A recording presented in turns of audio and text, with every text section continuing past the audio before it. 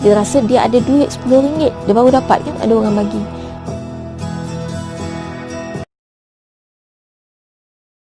Assalamualaikum warahmatullahi wabarakatuh. Hari ini Alhamdulillah kita syukuri nikmat Allah kepada kita semua dengan lafaz Alhamdulillahirabbil alamin, yang memberikan kita nikmat kesihatan dan masa lapang, yang memberikan kita nikmat masih hidup di alam maya ini dengan rezeki yang melimpah ruah, kan? Allahumma salli ala Sayyidina Muhammad. Kita bersalawat ke atas Nabi sallallahu alaihi wasallam yang kita kasihi dan kita rindui, kan?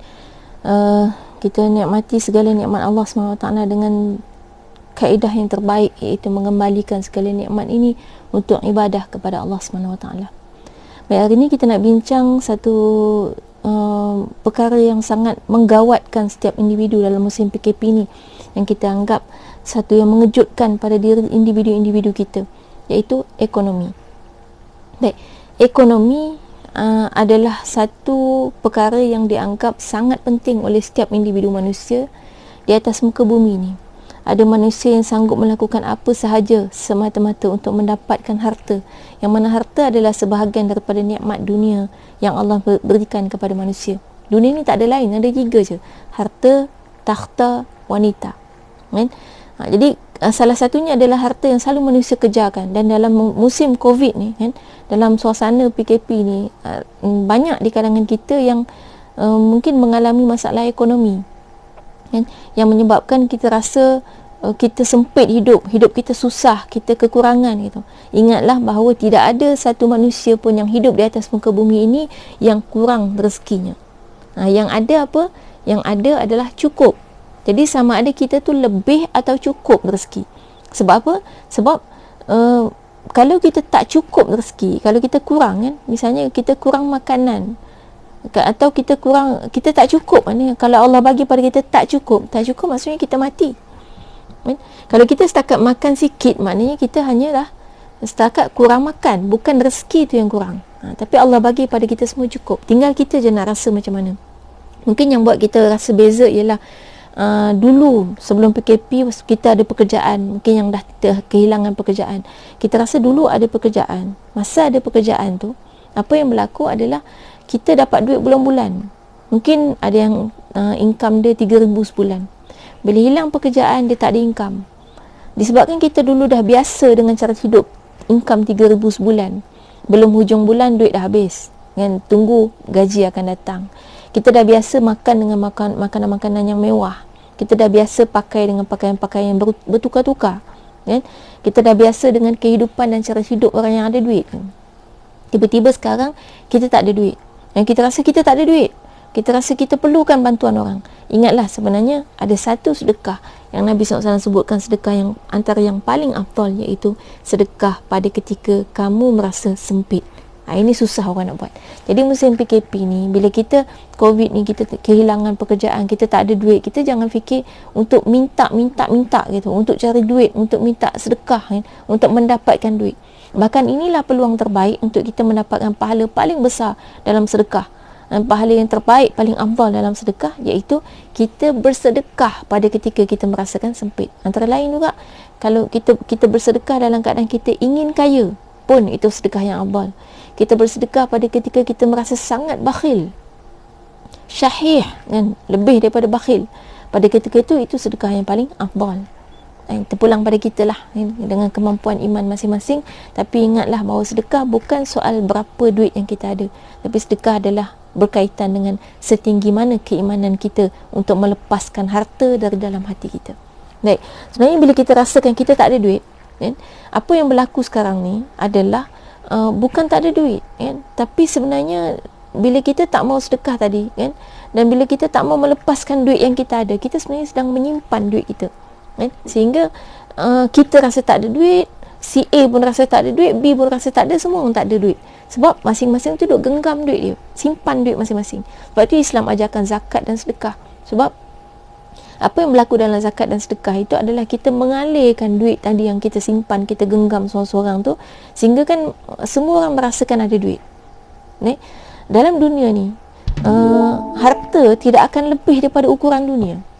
Kalau kita ambil misalnya ukuran dunia ni, umpama satu globe lah kan, satu saiz bulatan. Kalau inilah bumi kan, kalau inilah bumi, harta yang ada kat bumi tu banyak tu lah. Dia takkan tiba-tiba harta tu tiba-tiba banyak terkeluar daripada bumi. Kalau terkeluar daripada bumi dah bukan lagi harta manusia, dia dah jadi makhluk lain pun yang ada di angkasa.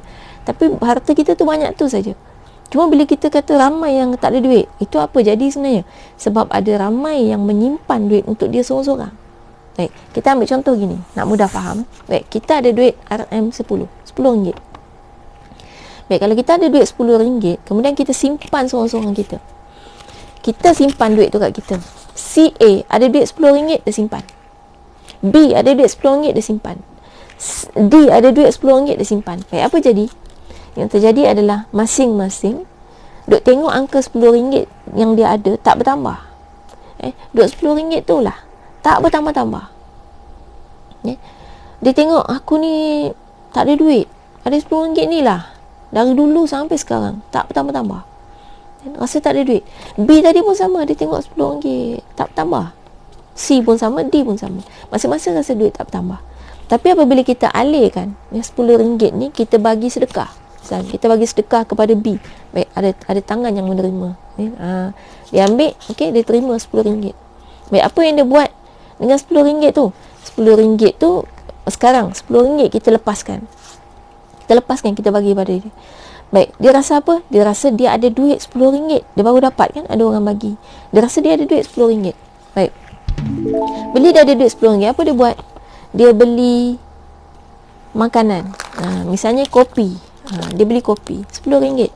Baik, dia pun bagilah RM10 ni kepada penjual kopi tadi, dan dia dapat kopi. Baik, bila dia dapat kopi, dia dapat kopi ni, dia rasa aku ada duit dan aku dapat makanan. Baik, penjual kopi tadi kemudian dia tak genggam duit dia. Dia bagi kepada penjual buku. Misalnya dia pun beli buku harga RM10, lepaskan duit. Tuan yang jual buku ni merasa, oh, aku ada duit RM10, aku dapat duit. Dan yang kita pula, yang pegang duit tadi ni merasa, aku dapat buku, aku dapat apa yang aku nak dengan duit yang aku ada. Jadi dia rasa senang hati dengan duit. Kemudian si penjual buku pula gunakan lagi RM10 ni untuk beli barang lain. Contoh, dia beli stoking RM10. Baik, dia beli stoking RM10. Penjual stoking merasa dia dapat rezeki, sebab ada orang beli stoking dia. Si pemegang duit tadi pula, yang pemegang duit tu pula, dia berasa, oh, aku dapat barang yang aku nak, barang yang aku nak pakai. Baik, maka berpusing RM10 tu. Kemudian yang jual stoking tu pula, dia pergi beli pula. Dia beli minyak habatus sauda contoh. Baik, dia beli minyak habatus sauda RM10. Penjual minyak tu kata, oh, aku dapat rezeki RM10, barang aku laku. Dan kemudian orang yang bagi duit tu pula rasa, aku dapat minyak ni, aku dapat benda yang aku nak pakai. Baik, jadi maknanya apa yang jadi ialah, dengan duit RM10 tu, ada berapa orang tadi? 5 orang, termasuk 6 termasuk yang pegang duit pada asalnya. Masing-masing merasakan telah mendapatkan duit. Tapi duit tu sebenarnya RM10 tu je.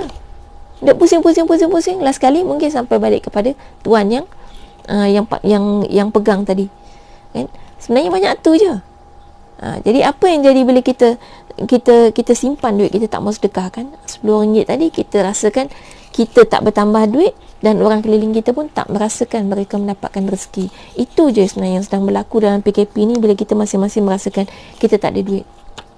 Maka jangan kita genggam duit kita seorang-seorang, bagi yang ada lebihan daripada hartanya, maka bagilah harta kita tu kepada orang yang memerlukan. Atau kalau kita kata secara profesionalnya, kita boleh bagi sama ada duit tu sendiri, atau kita boleh bagi dengan kaedah kita membeli produk dia, untuk membantu ekonomi dia. Bahkan itu lebih mulia daripada kita bagi kepada orang yang meminta-minta. Sedekah yang paling afdal adalah antaranya kita bagi kepada orang yang memerlukan tapi dia tidak meminta, berbanding kita bagi kepada orang yang meminta-minta. Jadi pastikan sebenarnya kewangan kita ni hanya akan merasa, masing-masing akan rasa tak ada duit bila kita genggam seorang-seorang. Jadi pastikan duit itu mengalir. Dan jangan duk simpan seorang-seorang, jangan seronok tengok angka dalam bank. Kita sebenarnya sedang membuatkan semua manusia di keliling kita merasa miskin. Kan? Jadi itulah apa yang kita boleh bincangkan hari ni. Hari ni apa yang perlu kita lakukan sebenarnya dalam PKP, bukan semua orang jadi tak ada duit. Duit itu berkumpul pada sesetengah orang. Pada siapa? Antaranya mungkin pada sekarang yang pekerjaan-pekerjaan yang semakin laris ialah misalnya pemandu pemandu food yang bawa makanan, menghantar makanan. Itu semakin laku sebab orang duduk rumah. Yang mungkin ada jualan-jualan online yang semakin laku, kan? Ada mungkin yang produk-produk tertentu, hand sanitizer yang diperlukan oleh masyarakat kita, itu semakin laku daripada biasa. Maksudnya ada golongan yang tadi kita katakan harta duit ni dia takkan lebih daripada bumi, kan? Bumi besar tu, duit ada banyak tu je. Jadi dia pergi kepada tangan-tangan tertentu. Jadi tangan-tangan tertentu yang mendapatkan itu sepatutnya menyebarkan lagi apa yang dia dapatkan supaya kita katakan semakin banyak orang yang merasakan dia tidak kekurangan. Ya, insyaAllah mudah-mudahan kita menjadi manusia yang paling bermanfaat kepada orang sekeliling kita. Kita menjadi manusia yang menjadikan orang keliling kita kaya dan bahagia, ya, dengan kemurahan hati kita. Wallahu a'lam. Aqulu qouli hadza wa astaghfirullah li wa lakum. Wassalamualaikum warahmatullahi wabarakatuh.